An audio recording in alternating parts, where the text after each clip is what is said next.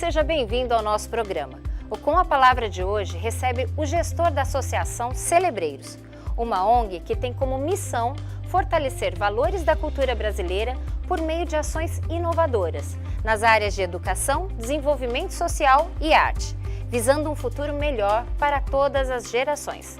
Fundada em 1999 aqui em São José dos Campos.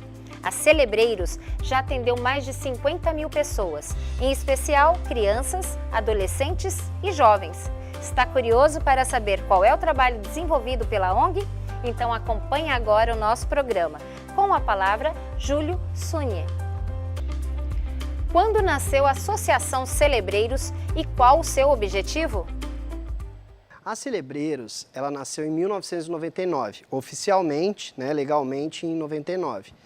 Ela nasce de um movimento que chamava-se Celebração ao Renascimento da Poesia e da Arte, que era um movimento que o pessoal fazia ali na antiga Praça Afonso Pena, onde tinha o Pinicão, o saudoso Pinicão, que era, para quem não conhece, era um teatro de arena, que tinha onde virou um chafariz agora. E daí a gente fazia, não só lá, também na Praça do Sapo, em outros locais, e eram apresentações de música, teatro, poesia, para as pessoas na rua. Então nasce desse movimento. A partir disso, o pessoal entendeu que era importante ter um CNPJ, então o movimento nasceu acho que em 96, 95, e em 99, com o CNPJ, vira a Associação Celebreiros.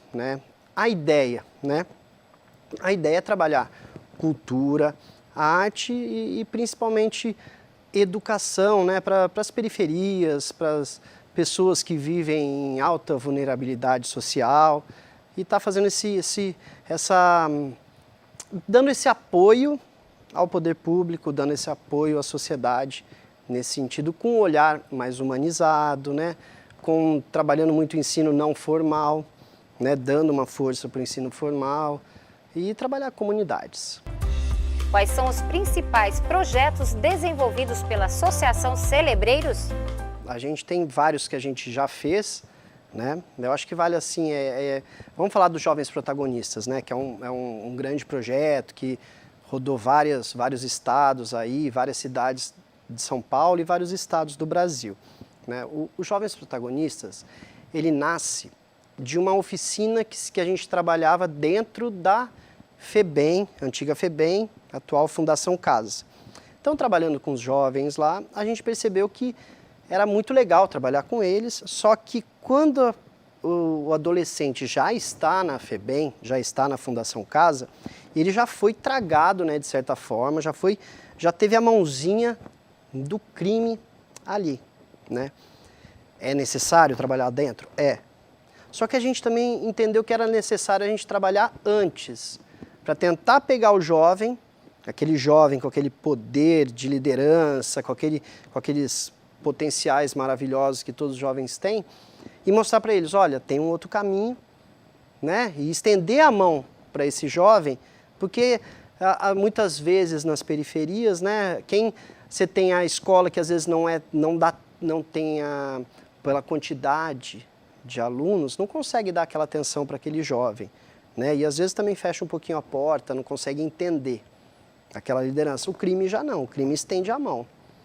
Então a nossa ideia também era estender a mão para que esse jovem pudesse despertar seus potenciais nesse projeto. Então a gente foi para as escolas públicas de São José, inicialmente ali na Maria Amélia Wakamatsu, no Campo São José.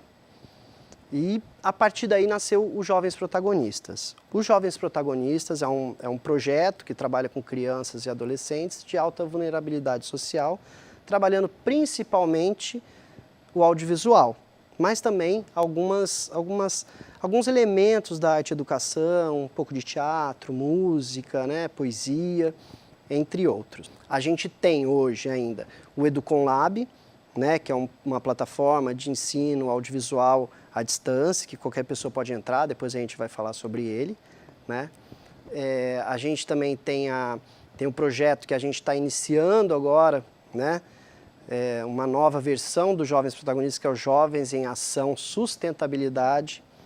A gente tem os Jovens em Ação Cidadania, que também vai trabalhar audiovisual, mas o sustentabilidade ele vai pensar também no meio ambiente, com horta, com compostagem, não só com as crianças e adolescentes, mas com toda a comunidade, com as famílias, né? A gente tem um projeto que é o grande, acho que é o grande projeto que a gente está agora inserido, que é o Polo de Economia Criativa, né? Então a gente está com o Polo de Economia Criativa do Vale, né? Que é um galpão que a gente está lá dentro da Tecelagem Paraíba, ali no complexo da tecelagem, que é para estar trabalhando toda a parte de produção cultural, né? Desde o audiovisual, cinema, TV, né? Mas também trabalhar com os artesãos, também trabalhar com as pessoas, com os fazedores de cultura, com os fazedores de economia criativa, capacitando, dando informações, dando suporte.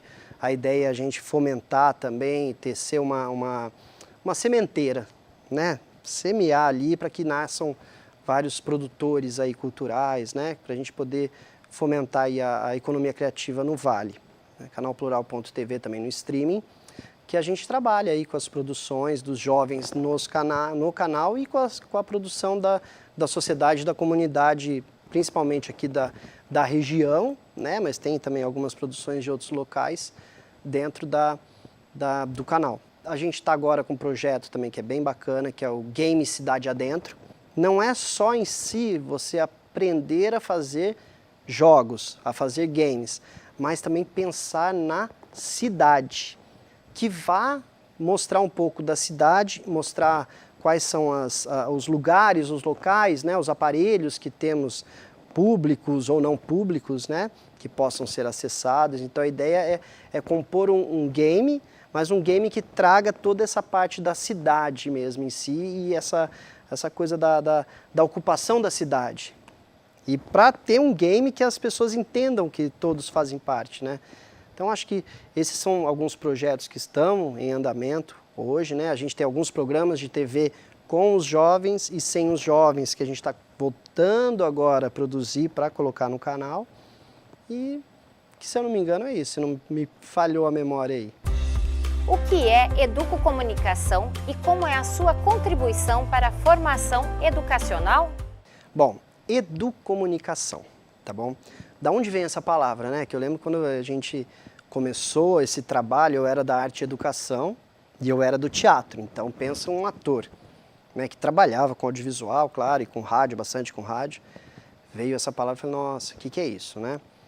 A Educomunicação, ela é uma ramificação, vamos pensar assim, é uma união da educação e da comunicação, né? Porém, dentro da comunicação, com outro sentido, que eu acho que aqui, talvez na TV, aqui seja um pouco mais parecida, que é uma coisa mais horizontal e não vertical. Não tem o editor-chefe, não tem o dono que vai mandar fazer aquela pauta, que vai mandar fazer aquele roteiro e que você vai ter que ter aquela tendência ou não de um lado ou de outro. É uma coisa que os jovens vão poder falar o que eles acham bacana de falar. E quem define isso são os jovens. É claro que tem a colaboração, é o educador um pouco como mediador de conhecimento, mediador de potenciais. Ele vai passar técnica, vai passar todo o conteúdo necessário, mas também ele vai ser um mediador ali. O que a gente vai falar? Né? Vamos conversar sobre isso? Claro, existem pautas sugeridas? Existem. Mas mesmo as pautas sugeridas dentro da Educomunicação, quem vai criar o roteiro vai ser o jovem, vai ser o adolescente. E não só jovem, adolescente e criança, mas também os adultos, né? A gente trabalha com muita comunidade, com muita gente de 50, 40, 60, 70 que também fazem os cursos. E eles vêm e vão produzir o que eles acham, o que será que falta na mídia, o que o jovem quer escutar ou o adulto que não tem na grande mídia. Né? Então essa é uma ideia, né? E quebrar, principalmente quebrar esse estigma que, por exemplo, eu como ator eu tinha, que é muito difícil fazer TV, que é muito difícil fazer rádio. Então eu primeiro fui para a rádio, que daí eu aprendi a editar, eu falei, ó, consigo mexer, consigo começar. Mas para o vídeo eu acho que eu nunca vou conseguir editar, eu nunca vou conseguir fazer porque é uma coisa muito difícil. Que é uma coisa que eu acho que a academia às vezes traz, né? Olha, você tem que ter esse diploma para você trabalhar, porque senão você não pode trabalhar como produtor audiovisual. E você, depois que você começa a fazer, você descobre que não é difícil. Tem, né? Tem suas técnicas, tem suas dificuldades, mas é uma coisa que é acessível para todos, né? Então a ideia é quebrar esse estigma e que todos tenham acesso à comunicação, a produzir conteúdos, né? Eu acho que nesse meio tempo começou a crescer o YouTube, né? Desde quando se pensou em educomunicação, que foi, acho que, uma plataforma, e hoje outras plataformas que ajudaram também a democratizar os meios de comunicação. Então, a ideia é democratizar a comunicação e também trabalhar a horizontalidade nas relações de poder, nas relações pessoais, né? Eu trago uma coisa do teatro dentro das nossas oficinas, que é trabalhar em roda de conversa, que é uma coisa de teatro de grupo, que a gente senta, você vai falar o que você não gostou de mim, o que eu gostei para eu manter, o que eu tenho que melhorar, e um vai falar, outro vai falar, e todo mundo falar, e todo mundo ter a voz, né? Então, difere da educação nesse sentido, às vezes, porque a voz não fica só na mão do educador, do professor, mas fica na mão do grupo, né? O educador mediando, mas o grupo também tendo a sua fala, tendo o seu posicionamento, né? Cada um fazendo uma parte do gomo da laranja. Eu acho que é mais ou menos isso a ideia, a perspectiva da educomunicação, tá? Para trabalhar nas escolas e ajudar nesse sentido todas as matérias do ensino formal, que a gente pode trabalhar fazendo vídeo, fazendo rádio, fazendo fotografia, né? De vários formatos aí audiovisuais aí para que possa se passar alguns conteúdos de forma mais orgânica, acho que um pouquinho mais legal para os jovens. Nesse primeiro bloco, vimos quais os impactos das atividades da Associação Celebreiros no desenvolvimento das crianças e adolescentes e aprendemos o que é a educocomunicação. Após o intervalo, vamos saber mais sobre as atividades da ONG, por meio dos projetos Jovens Protagonistas e EducomLab. É daqui a pouco.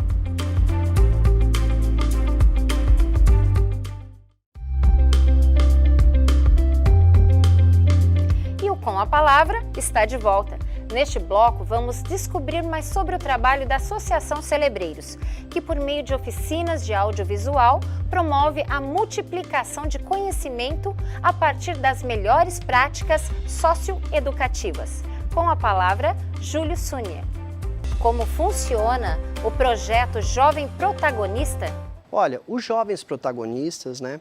Ele funciona de que formato, né? A gente tem o formato dos workshops, que a gente vai nas escolas, né? Municipais e estaduais, né? Principalmente, mas não impede que a gente também trabalhe numa escola particular, que é um workshop de 3 horas para estar inserindo o mundo audiovisual, o universo do audiovisual para o jovem e para ver qual é aquele jovem que desperta o interesse em dar continuidade. Porque muitas vezes a gente começa um curso, vamos lá, abre 50 vagas, e terminam 20. Por quê? Porque os outros 30 não entendiam qual é o processo, não entendem o processo educomunicativo também, porque eles querem alguém mandando neles muitas vezes.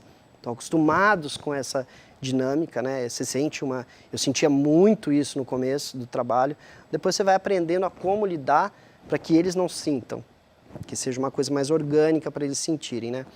E nesses workshops e também nas oficinas semanais, a gente trabalha os diversos gêneros audiovisuais, radiofônicos, formatos, os planos, movimento de câmera, trabalhar a edição, né? Tentamos sempre usar alguns softwares livres, né? Nem todos são, e quando querem aprofundar, beleza, vamos para o Adobe Premiere Pro, vamos para outras coisas, né? Para outros softwares, né? Mesma coisa com o rádio, né? Eu gosto muito nas oficinas. Então, no workshop você trabalha isso. E uma produção. Então, mescla um pouco de conversa, um pouco de... A gente sempre começa com um jogo teatral, para fazer um quebra-gelo, para eles se comunicarem. Roda de conversa, um pouco de conteúdo dos formatos, gêneros audiovisuais e algumas coisinhas, e depois eles vão para a produção.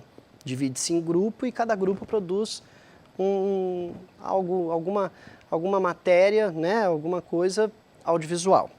Eles vão trabalhar, né, são vários educadores, eu não atuo dentro do projeto, mas como educador.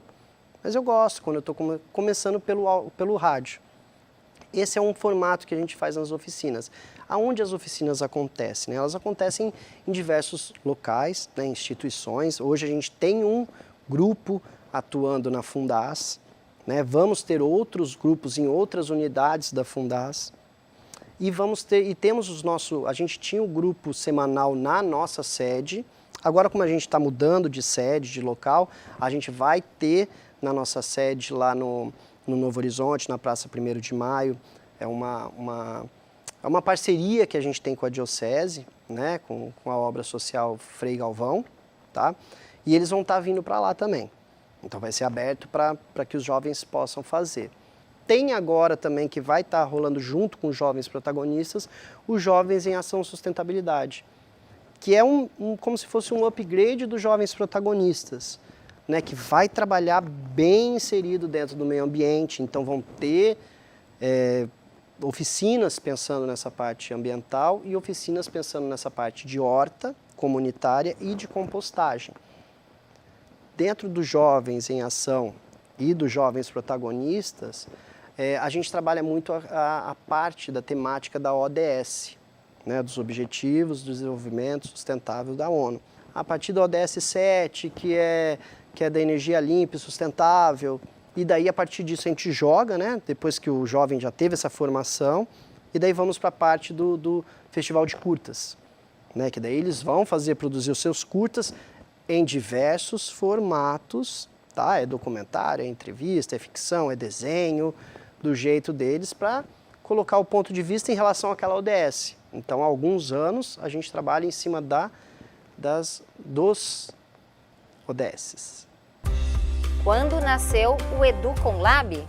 O Educom Lab, né, ele nasceu em 2015, a gente iniciou ele em 2015, não, 2013, 13. Tá? Ele é uma plataforma de ensino à distância, né? O que a gente entendeu? Que a gente não conseguia ter lá 500 jovens participando, porque a gente não tem perna, né? E não tem verba para poder atuar com todos, né? Então a gente entendeu que era importante a gente ter uma plataforma de ensino à distância, né?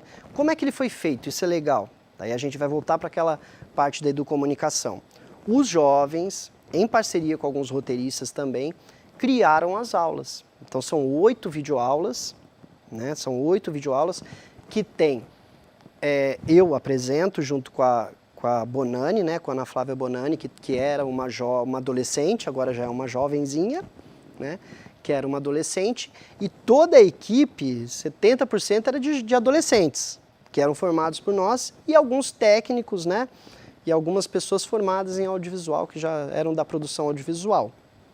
Então ele tem uma cara muito jovem, né? Tem brincadeira, tem um monte de coisa, e passa todos nessas 8 videoaulas, cada videoaula tem de 8 a 10, 12 minutos, a gente vai passar por todos esses temas que eu falei que a gente trabalha nas oficinas, que é os gêneros, formatos, planos, todas essas coisas, né? A edição, como fazer produção, não falei, a gente trabalha a produção também, não falei no outro bloco, mas a gente vai trabalhar a produção também, como é que faz, como que tem que fazer, e eles podem acessar gratuitamente, né?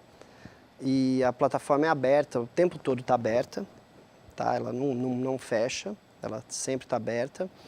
E a gente já formou, acho que com ela, uns 1.500 jovens. Quando a gente lançou pensando em pegar aí algumas cidades do Vale do Paraíba, uma coisa bem simples. E a gente lançou ali, colocou no Facebook, lançou na internet.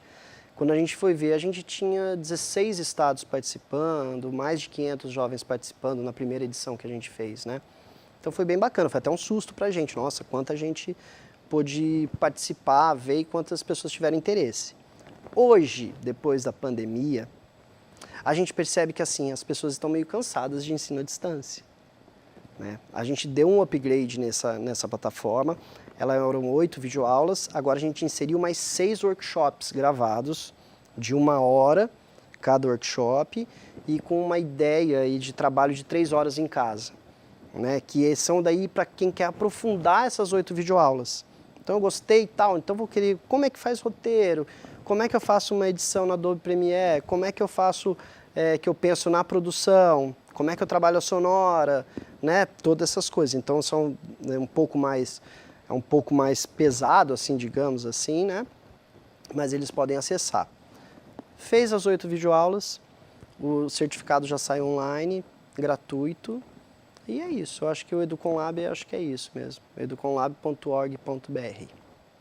Quantos documentários já foram produzidos e onde pode ser visto? Né, canal do YouTube é Jovens Protagonistas, a gente tem umas 200, 210 produções.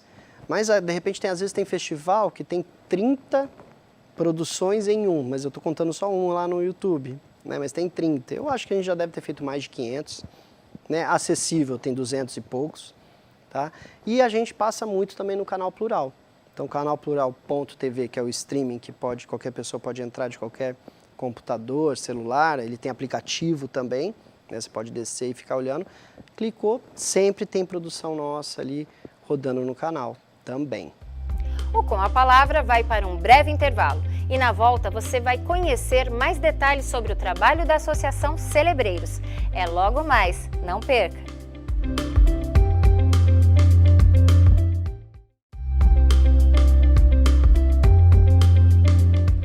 Estamos de volta. Hoje estamos falando sobre o trabalho da Associação Celebreiros, uma ONG que atua diretamente com crianças e adolescentes, potencializando talentos por meio da educação com o uso de tecnologia e recursos audiovisuais.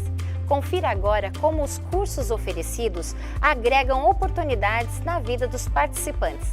Com a palavra, Júlio Sunier. O que o curso de audiovisual pode agregar na vida dos jovens? O que o curso pode agregar? Eu acho bacana a gente pensar assim, todo jovem e toda pessoa tem seu potencial. Isso é essência do ser humano. E eu acho que o curso ele vem para despertar o potencial, né, para o jovem e ele entender que ele pode ser protagonista da vida dele, que ele é cidadão de direitos e deveres, mas que também tem os direitos, né? Porque eu acho que a gente cresce aprendendo os deveres e não sabe do direito. Eu sou uma pessoa que eu me formei em direito. Então eu não sou advogado porque eu não tirei OAB, mas eu sou bacharel em direito. E eu achei uma faculdade maravilhosa, porque eu aprendi muita coisa que eu não tinha noção que a gente tem direito. A lei brasileira é linda, maravilhosa. E, infelizmente as pessoas querem cerceá-la, né? Então quando ouvirem aí vamos mexer em alguma coisa? Não deixem, porque a lei é maravilhosa, né? Mas tudo bem. Então a ideia é o que a gente transforma na vida desse jovem, né? Então um jovem, a gente fez um levantamento alguns anos atrás de um grupo lá de acho que uns 100 jovens que tinham passado pelas oficinas. 90 a 95% desses jovens foram para a faculdade. E desses 90 a 95, praticamente 99% é o primeiro da família a ir para uma faculdade. Então a gente transforma... Ah, todos foram para o audiovisual? Não. Não foram para o audiovisual. Uma é fisioterapeuta, outra fez biologia marinha, outro foi para outros ramos, né? Alguns, claro, ficaram no audiovisual, sim. E a gente percebe que a gente mudou, que a gente trouxe uma perspectiva, uma outra perspectiva de vida para ele. Que não a perspectiva de um trabalho talvez diferente, que não tenha academia, né, por trás, mas que a gente mostrou uma perspectiva de mundo que na realidade da família e muitas vezes na realidade da comunidade não existia para ele. Ele não conseguia vislumbrar isso. Então eu acho que esse é um papel fundamental do projeto. Mostrar, segundo, dar voz ao jovem, né? Ele poder saber que ele sabe, que ele tem a voz dele, mas ele entender que ele vai ter que escutar o outro. Então essa dinâmica da roda de conversa é muito importante para trabalhar a comunicação. Então acho que isso também é um ponto forte demais do projeto. Trabalhar a comunicação, porque em qualquer ramo de atividade trabalhista, comercial, ele vai ter que se comunicar com a sociedade. E ele vai ter que aprender a ouvir. E ele vai ter que aprender a falar. E ele vai ter que aprender a lidar com as diferenças, né? Hoje, no mundo atual, as pessoas não estão sabendo lidar com as diferenças. A gente percebe muito no Brasil e muito no mundo, né? Que é uma coisa que eu sempre soube lidar, né? Eu tenho um amigo que eu já trabalhei no presídio, né, como voluntário. Então, eu tenho amigo meu que é presidiário, ex-presidiário, eu tenho amigo meu que é dono de empresa, que é CEO. Então, você tem que saber, um é X, o outro é outro X dos partidos, né? Uma religião, outro esporte, e as pessoas não sabem lidar, e a gente trabalha muito com isso. E lidar, não, mas espera aí, eu quero fazer um formato de documentário. Não, mas eu quero fazer ficção e eles estão no mesmo grupo. Não, mas por que a gente não coloca um pouco de documentário e para contar esse documentário a gente não coloca um pouco da sua ficção? Ah, pior, dá para fazer, né, não sei o quê. Aí começa a lidar. E eu gosto muito de trabalhar isso, eu focado em cima dos educadores agora, muito em cima de dividir as turmas em formatos que nunca sejam o mesmo grupo, para todos aprenderem a conhecer todos, se comunicarem com todos e aprenderem as diferenças entre eles e aprender a lidar com a diferença. Então a gente acaba trazendo esse jovem para o mundo. Né? Olha, o mundo tem aí suas perspectivas boas, tem o seu lado ruim, vocês vão ter que lidar com diversas coisas, né? Não é só um sonho, mas o sonho vai ser realizado, só que você vai ter que passar por diversas fases, né? E saber lidar com todo mundo. Eu acho que esse é uma coisa bacana que a gente leva aí para impactar as comunidades e principalmente a vida daquele jovem. Tem alguma história em especial de mudança de vida destes jovens? Tem um case aí de sucesso? Ó, temos aí vários, né? Vou começar um pela Nívia. A Nívia é nossa jovem, ela está desde o primeiro projeto que eu citei lá no Campo São José, Maria Amélia Wakamatsu. Acho que ela tinha 10 anos de idade, ela está com 25, tá? A Nívia foi uma jovem, fez workshop, fez a formação dos jovens protagonistas. Depois ela já começou, ela entrou estagiando, teve uma época que a gente tinha uma bolsa, auxílio aí de meio salário mínimo para os jovens produzirem, que foi uma época que a gente produziu muito conteúdo, né? Tinha uma equipe de profissionais junto com os jovens, então era uma mescla muito boa. Ela passou por essa fase, depois ela virou nossa produtora, nossa coordenadora e hoje ela é nossa diretora. Então ela é diretora da instituição, ela é a nossa diretora administrativa e vice-presidenta também. Tá? Então ela faz parte dessa organização, ela está fazendo gestão pública, faculdade, né? Ela não sabia aonde ir, ela falou, vou fazer por gestão porque ela está cuidando da gestão da instituição. Então ela entendeu que era muito importante ela estar cuidando da gestão. Então a Nívia Cruz é um case de sucesso, ela está aqui sempre com a gente e ela faz parte. Né? Outro case de sucesso, de repente, o Gabriel. O Gabriel, né, é como se fosse meu sobrinho, né, ele sempre brinca, ô tio, como é que você está?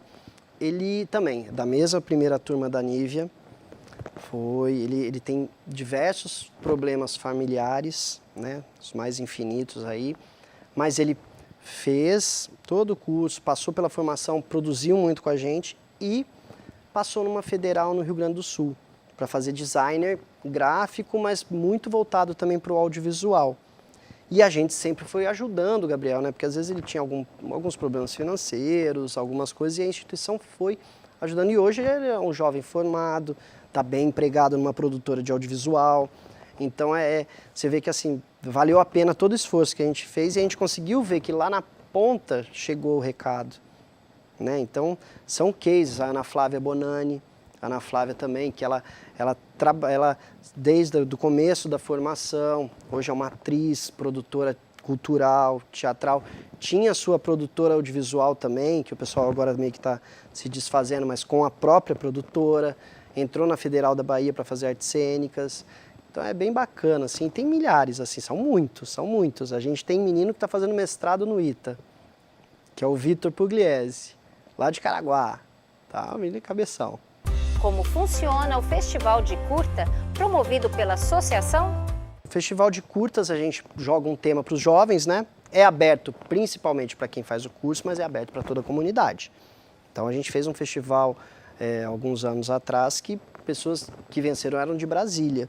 Né? Então gente do Brasil inteiro participa. Né? A gente coloca hoje, a gente está trabalhando há alguns anos muito na temática dos ODSs, ponto, e a gente fixa, ó, é o ODS 7, é o ODS 10, é o ODS 14, é o ODS 12. Vamos lá, vamos fazer produções pensando na redução das desigualdades, e eles produzem diversos formatos. Após conclusão do curso, os alunos continuam recebendo orientações da associação?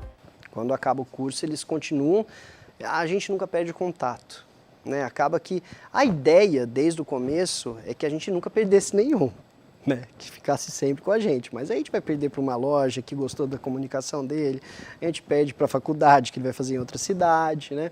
A gente vai perder, mas a gente nunca perde o contato, né? Então, professor, eu estou precisando pensar qual é aquele software, que software a gente usa, posso estar sendo voluntário, posso estar ajudando nas aulas, o que eu faço com isso? A gente sempre está dando suporte. Então, a gente não quebra o vínculo.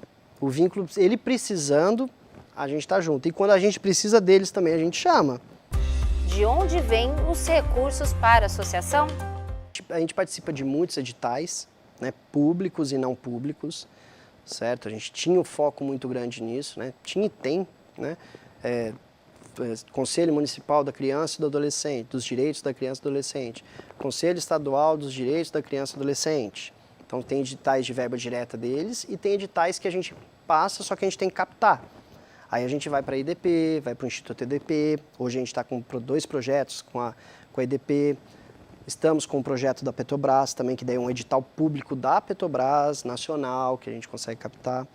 A gente agora está tentando fazer alguns convênios também com algumas prefeituras, porém a gente não tem efetivamente nenhum, mas a gente está se organizando para que a gente possa entrar nesses convênios, né? A gente participou de alguns, só que por conta de não ter uma ou outra certificação, que são certificados municipais de assistência social e outros assim, a gente não entra, né?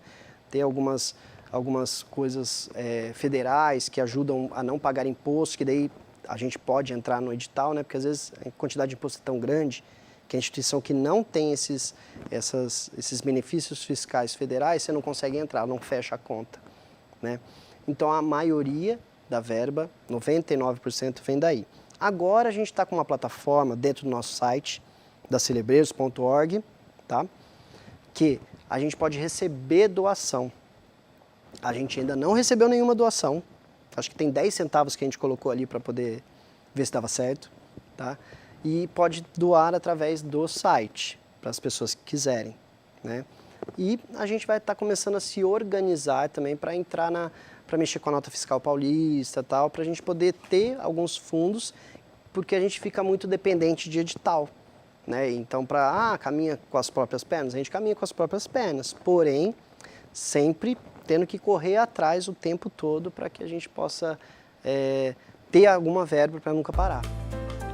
O Com a Palavra fica por aqui. Acompanhe a programação da TV Câmara pelo canal 7 da NET e pela Vivo TV no canal 9. Para rever os programas, acesse o nosso canal no YouTube. Muito obrigada pela companhia e até a próxima!